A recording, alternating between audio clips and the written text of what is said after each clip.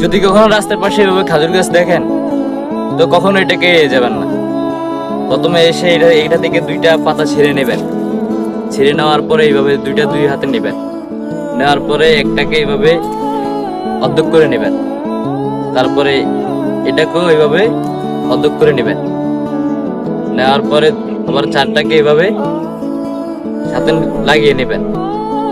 নেওয়ার পর এবার চেষ্টা করবেন এগুলো ছিঁড়ার জন্য। এইভাবে ছিঁড়ে নেবেন। ছিঁড়ে নেওয়ার পরে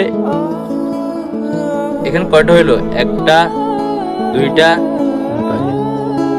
তিনটা, চারটা, পাঁচটা, আরেকটা পড়ে গেছে।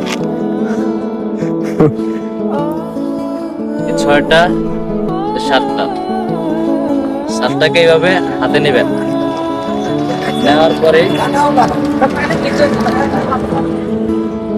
নেওয়ার পরে এইভাবে ভালো মতো মুড়িয়ে নেবেন।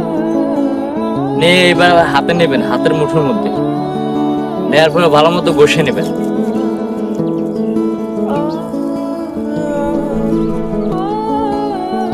ঘষে নেওয়ার পরে এভাবে বলের মতো হয়ে যাবে। তারপরে ফেলাই দিবেন।